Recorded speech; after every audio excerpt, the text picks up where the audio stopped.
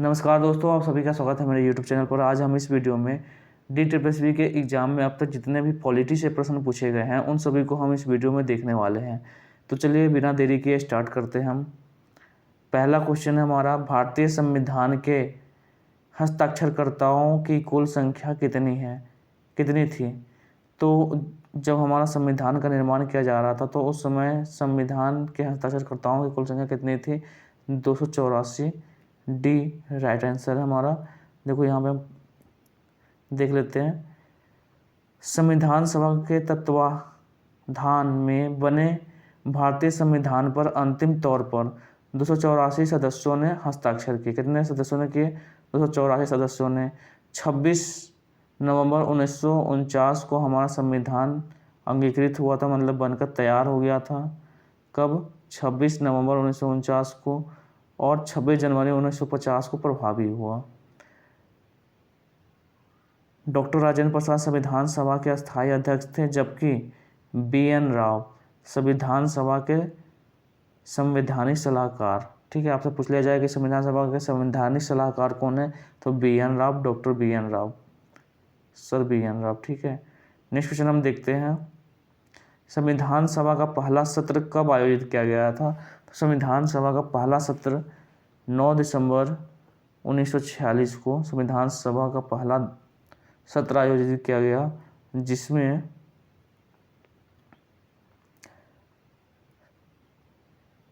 कहाँ आयोजित किया गया था? संविधान सभा का पहला सत्र 9 दिसंबर 1946 को नई दिल्ली के कॉन्स्टिट्यूशन हॉल, जिसे अब संसद भवन कहा जाता है, ठीक है, के कक्ष में आयोजित किया गया था। केंद्रीय कक्ष में आयोजित किया गया था। संविधान सभा के सबसे बुजुर्ग सदस्य डॉक्टर सच्चिदानंद सिन्हा को अस्थायी अध्यक्ष चुना गया। मुस्लिम लीग ने बैठक का बहिष्कार किया और पाकिस्तान के लिए अलग संविधान सभा की मांग की। ठीक है, नेक्स्ट क्वेश्चन हम देखते हैं। संविधान के सिद्धांतों को निर्धारित करने वाला उद्देश्य संकल्प जवाहरलाल नेहरू द्वारा कब प्रस्तुत किया गया था? 13 दिसंबर 1946 को। बी राइट आंसर हमारा। 13 दिसंबर 1946 को जवाहरलाल नेहरू द्वारा 13 दिसंबर 1946 को जवाहरलाल नेहरू द्वारा पेश किए गए उद्देश्य प्रस्ताव के साथ प्रारंभ हुई। 22 जनवरी 1947 को उद्देश्य प्रस्ताव को स्वीकृति मिल गई। आपसे पूछ लिया जाए कि उद्देश्य प्रस्ताव की स्वीकृति कब मिली थी, तो 22 जनवरी 1947 को स्वीकृति मिल गई। उसके बाद संविधान निर्माण हेतु अनेक समितियों की नियुक्ति की गई। इसमें प्रमुख समिति वार्ता समिति, संघ संविधान समिति, प्रांतीय संविधान समिति, संघ शक्ति समिति, प्रारूप समिति। नेक्स्ट क्वेश्चन हम देखते हैं। निम्नलिखित में किसने भारतीय संविधान सभा की पहली बैठक की अध्यक्षता की थी? तो किसने की थी? बी सच्चिदानंद सिन्हा। ठीक है, ये कैसे थे? अस्थायी अध्यक्ष थे, जबकि अस्थायी अध्यक्ष डॉक्टर राजेंद्र प्रसाद को बनाया गया। नेक्स्ट क्वेश्चन हम देखते हैं। निम्नलिखित में से कौन संविधान सभा के संघ शक्ति समिति का प्रमुख था? संघ शक्ति समिति का प्रमुख कौन था? जवाहरलाल नेहरू। तो सी इसमें हमारा राइट आंसर है। NVS PGT के एग्जाम में पूछा गया ये प्रश्न है। नेक्स्ट क्वेश्चन हम देखते, देखो इसमें पूछ लिया आपसे कि प्रारूप समिति के अध्यक्ष कौन थे? तो डॉक्टर BR अम्बेडकर। प्रांतीय संविधान समिति के अध्यक्ष कौन थे? डॉक्टर वल्लभ भाई पटेल। झंडा समिति पूछ लिए, डॉक्टर राजेंद्र प्रसाद। देशी रियासत समझौते समिति का पूछ लिया, doctor Rajendra Prasad. Next question हम देखते हैं। संविधान सभा के प्रारूप समिति का निम्न में से कौन सा सदस्य नहीं था? तो प्रारूप समिति के अध्यक्ष सदस्य कौन नहीं थे? डॉक्टर BD जत्ती, ये नहीं थे। तो ये भी NVS PGT के एग्जाम में पूछा गया है। देखते हैं हम यहाँ पे, देखो संविधान सभा के प्रारूप समिति में 7 सदस्य थे। ठीक है, 7 सदस्य थे, जिसमें कौन कौन थे? डॉक्टर BR अम्बेडकर, ये जो संविधान प्रारूप समिति के अध्यक्ष doctor BR Ambedkar, N Gopal Swami Iyer, KM Munshi, Alladi Krishna Swami Iyer, Syed Mohammad Abdul Saadulla, N Madhav Rao BT Krishnamachari. Next question हम देखते हैं, भारत के संविधान की प्रस्तावना का संशोधन कितनी बार किया गया? तो भारत के संविधान की प्रस्तावना का संशोधन एक बार किया गया है। कब किया गया? 42वें संविधान संशोधन 1976 में, 1976 में ये संशोधन किया गया, जिसमें 3 शब्द जोड़े गए प्रस्तावना में, समाजवादी, पंथ निरपेक्ष और अखंडता। 3 नए शब्द जोड़े गए। नेक्स्ट क्वेश्चन हम देखते हैं, हम भारतीय संविधान की प्रस्तावना के बारे में निम्नलिखित में से कौन सा कथन सत्य नहीं है? संविधान 42वां संशोधन अधिनियम 1976 के द्वारा प्रस्तावना में निम्नलिखित में जोड़ा गया, कौन कौन सा जोड़ा गया? समाजवादी, धर्मनिरपेक्ष, अखंडता। तो ये सभी सही है। संविधान की प्रस्तावना संविधान के उद्देश्यों को निर्धारित करती है, जो संविधान के आधारभूत ढांचे का निर्माण करता है। तो ये भी सही है, हमारा बी भी सही है। सी, संविधान के अनुच्छेद 368 के प्रावधानों के अंतर प्रस्तावना में संशोधन किया जा सकता है। बिल्कुल सही है। प्रस्तावना घोषित करती है कि संविधान के अंगीकरण की तिथि 26 जनवरी 1950 को है। 26 जनवरी 1950 को तो प्रभावी हुआ था, लागू हुआ था। 26 नवंबर 1949 इसका अंगीकार किया गया था संविधान को। नेक्स्ट क्वेश्चन हम देखते हैं, तो इसमें डी हमारा राइट आंसर है। पूछा गया इसमें कि कौन सा नहीं अनुसरण कर जाता है, कौन सा सत्य नहीं है। नेक्स्ट हम क्वेश्चन देखते हैं, संविधान की ड्राफ्टिंग समिति के आगे प्रस्तावना किसने प्रस्तावित की थी? तो ड्राफ्टिंग समिति के आगे तो किसने प्रस्तावित? जवाहरलाल नेहरू ने की थी। ए। नेक्स्ट क्वेश्चन हम देखते हैं, संविधान सभा के संवैधानिक सलाहकार के रूप में तो भी हमने बात की थी, डॉक्टर बी.एन. राव थे, ये हमारे संविधान सभा के संवैधानिक सलाहकार थे। नेक्स्ट हम क्वेश्चन देखते हैं, अस्थायी अध्यक्ष पूछ ले आपसे, तो अस्थायी अध्यक्ष डॉक्टर राजेंद्र प्रसाद, अस्थायी अध्यक्ष सच्चिदानंद सिन्हा, प्रारूप समिति के अध्यक्ष B.R. अम्बेडकर। प्रारूप समिति में 7 सदस्य थे। नेक्स्ट क्वेश्चन हम देखते हैं, निम्नलिखित में से कौन संविधान सभा के मसौदा समिति के अध्यक्ष थे? मसौदा मतलब प्रारूप समिति के अध्यक्ष तो B.R. Ambedkar, doctor B.R. Ambedkar. Next question हम देखते हैं, संविधान सभा का मसौदा समिति पूछ ले या प्रारूप समिति तो कौन है? B.R. Ambedkar. CD. Deshmukh reserve bank of India के पहले भारतीय गवर्नर थे। बाबू राजेंद्र प्रसाद प्रथम राष्ट्रपति और संविधान सभा के अस्थायी अध्यक्ष थे। जवाहरलाल नेहरू प्रथम भारतीय प्रधानमंत्री और संविधान समिति के अध्यक्ष थे। नेक्स्ट क्वेश्चन हम देखते हैं, भारतीय संविधान लागू हुआ था। भारतीय संविधान कब लागू हुआ था? 26 जनवरी 1950 को लागू हुआ था। तो ये हमारा राइट आंसर है, डी। नेक्स्ट क्वेश्चन हम देखते हैं, भारतीय संविधान के पिता के रूप में निम्नलिखित में से किसे जाना जाता है? तो भीमराव अम्बेडकर को। बी हमारा इसमें राइट आंसर है। KBS PRT के एग्जाम में पूछा गया है। देखो DSB मैट्रन एंड वार्डन परीक्षा में पूछा गया। देखो भारतीय संविधान कब लागू हुआ था? भारत का संविधान तो ये तो सभी को पता है, 26 जनवरी 1950 को हमारा लागू हो गया था। भारतीय संविधान में बनने में कितना 2 वर्ष 11 माह 18 दिन और इसमें 365 अनुच्छेद 22 भाग 8 अनुसूचियाँ हैं। नेक्स्ट क्वेश्चन हम देखते हैं, भारत का पहला गृह मंत्री कौन था?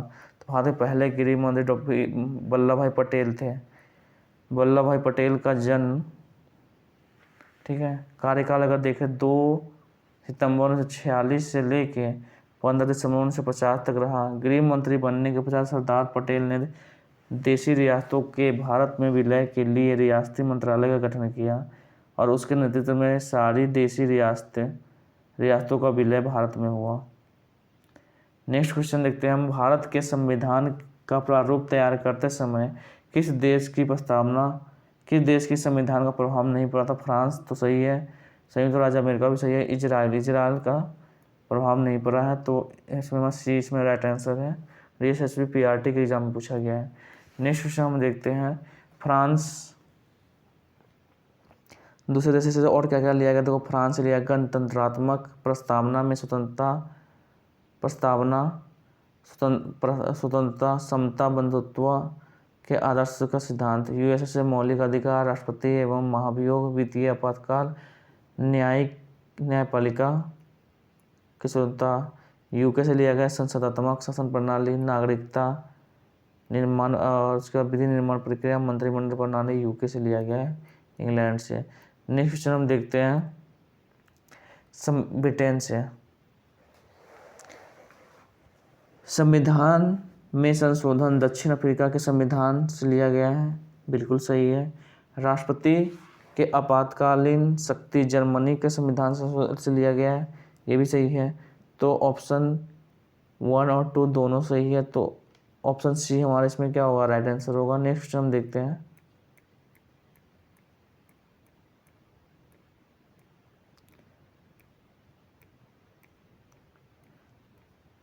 देखो आर्टिकल 252 में क्या है, 352 में क्या है, यदि युद्ध, बाह्य सशस्त्र विद्रोह, राष्ट्रीय आपातकाल, नेशनल इमरजेंसी 352 352 में है, 356 में पूछ ले आपसे तो इसमें क्या है, स्टेट इमरजेंसी, ठीक है, राज्य आपातकाल या राष्ट्रपति शासन बोलते हैं इसे, और 360 में वित्तीय आपातकाल।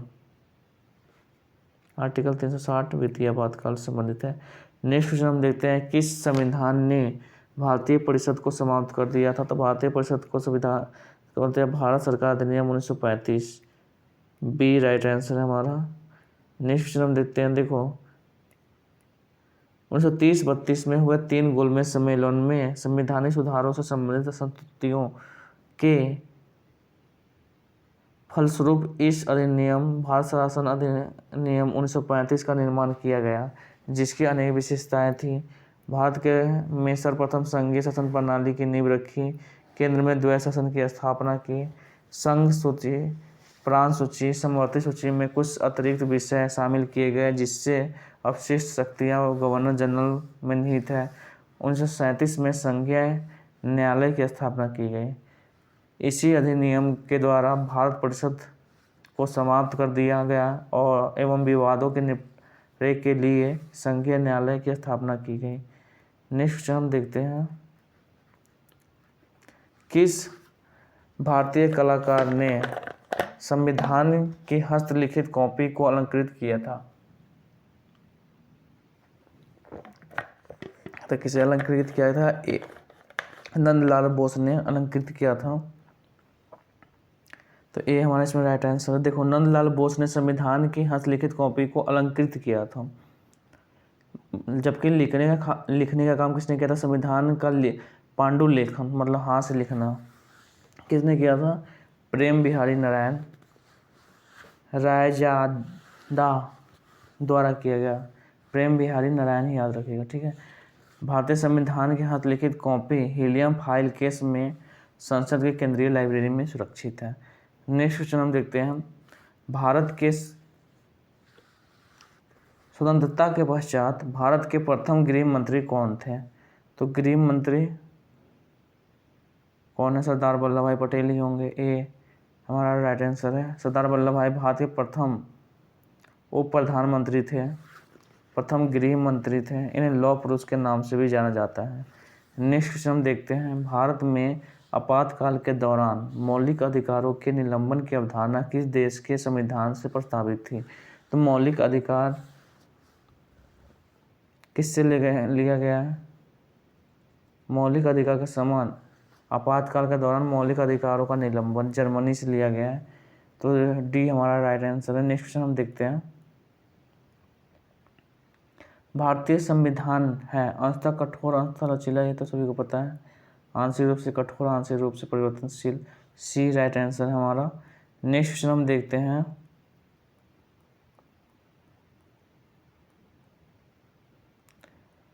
फंडामेंटल राइट फंडामेंटल ड्यूटीज से है। निम्नलिखित में से कौन भारतीय संविधान में स्वतंत्रता के अधिकार का एक प्रकार नहीं है। स्वतंत्रता के अधिकार का एक प्रकार नहीं है, तो सशस्त्र सभा की स्वतंत्रता ये हमारे स्वतंत्रता का प्रकार नहीं है, मतलब शस्त्र लेकर सभा करना ये नहीं है। कौन कौन सा इसमें विचार और व्यक्ति की स्वतंत्रता है, ठीक है। अस्त्र शस्त्र रहित मतलब बिना शांतिपूर्ण सम्मेलन करना, समुदाय और संघ का निर्माण स्वतंत्रता, भ्रमण की स्वतंत्रता, निवास स्वतंत्रता, व्यवसायिक स्वतंत्रता, ये सभी स्वतंत्रता है। नेक्स्ट क्वेश्चन हम देखते हैं, भारत के संविधान में कितने मूल अधिकार? 6 मूल अधिकार और 11 मौलिक कर्तव्य है। तो बी हमारा राइट आंसर है। नेक्स्ट क्वेश्चन हम देखते हैं, भारतीय संविधान के भाग 3 में वर्तमान में 6 मौलिक अधिकार है। कितने? भाग 3 में 6 मौलिक अधिकार हैं। मौलिक अधिकारों को 44वें संविधान संशोधन 1978 द्वारा हटाकर संपत्ति के अधिकार को, ठीक है, संपत्ति के अधिकार को मौलिक अधिकार से हटाकर 44वें संविधान संशोधन द्वारा कानून, मौलिक अधिकार से हटाकर कानूनी अधिकार में इसमें डाल दिया गया, ठीक है। तो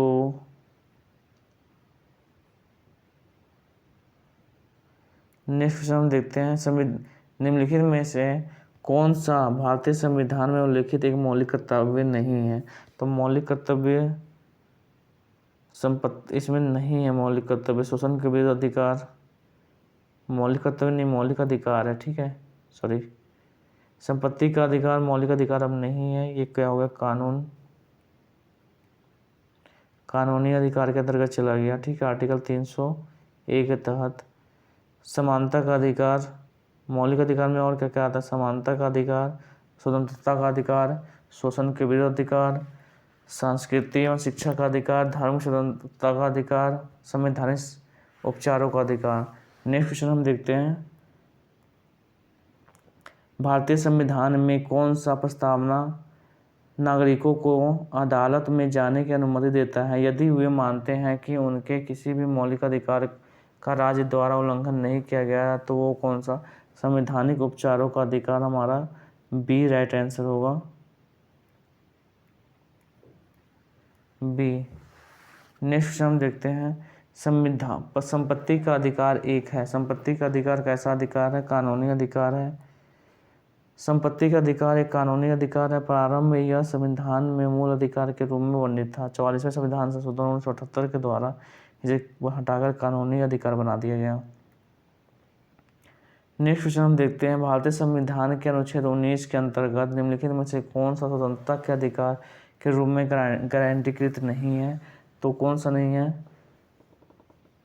अनुच्छेद 19 के तहत देखो, भारत के पूर्ण क्षेत्र में स्वतंत्रता के संचालन का अधिकार ये है। वाक एवं व्यक्ति का स्वतंत्रता ये भी है। बाल श्रम की मुक्ति, मतलब बाल श्रम के जो प्रतिषेध है ये नहीं है, सी नहीं है। बाल श्रम की व्यक्ति, इसमें क्या होगा?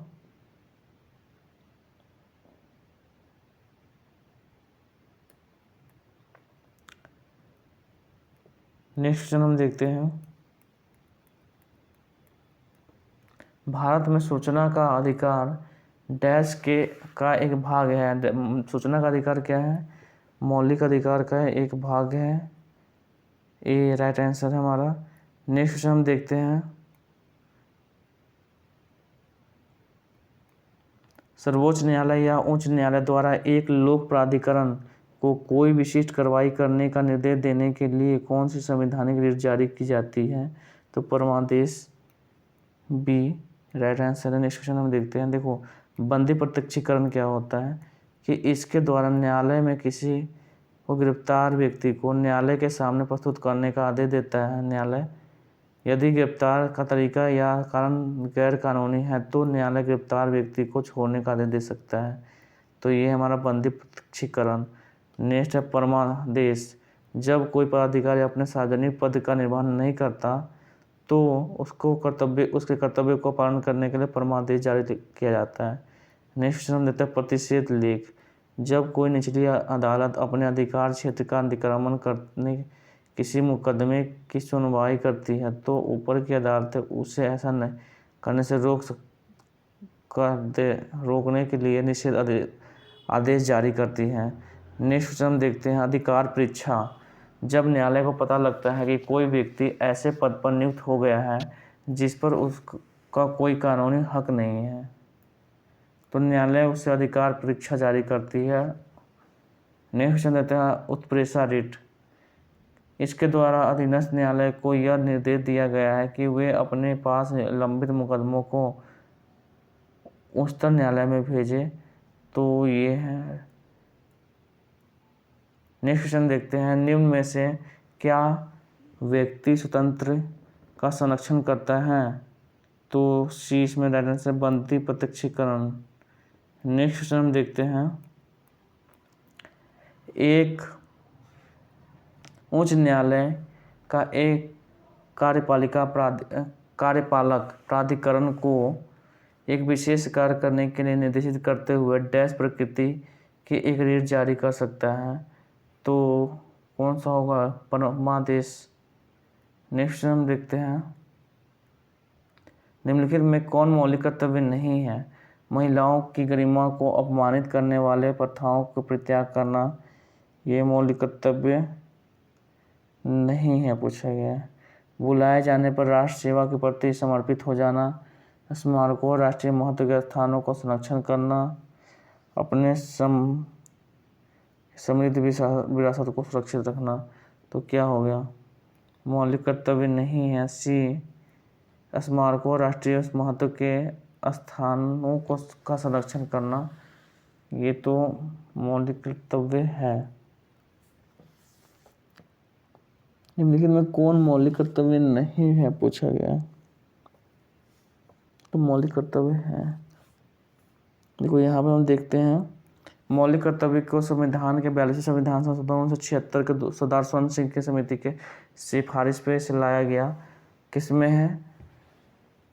4 के ए में शामिल किया गया है।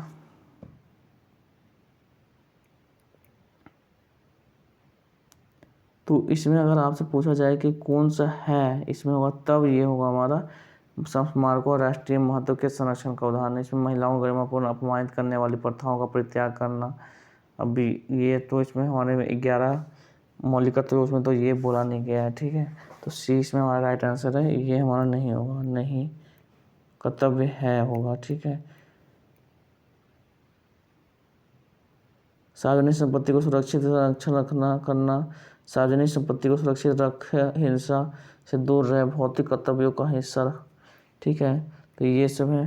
42वें संशोधन द्वारा नागरिकों के मूल कर्तव्यों को किस वर्ष भारतीय संविधान में जोड़ा गया? तो मूल कर्तव्य 1976। नेक्स्ट हम देखते हैं,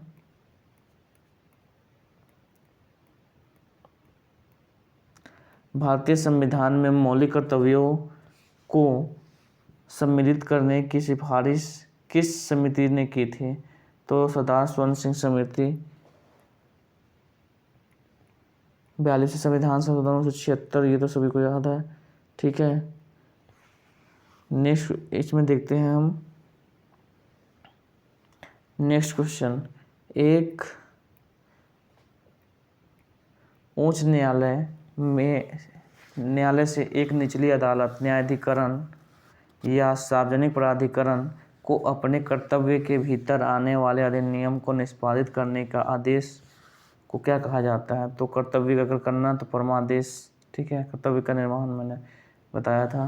नेक्स्ट क्वेश्चन देखते हैं, अब ये आपका अनुच्छेद से संबंधित क्वेश्चन है, इसे हम नेक्स्ट वीडियो में देखेंगे। इस वीडियो में इतना ही। अगर वीडियो आपको अच्छा लगा तो लाइक करिए, सब्सक्राइब करिए एंड शेयर करिए। मिलते हैं नेक्स्ट वीडियो में, और कमेंट करके ज़रूर बताइएगा कि वीडियो आपको कैसा लगा। जय हिंद, जय भारत।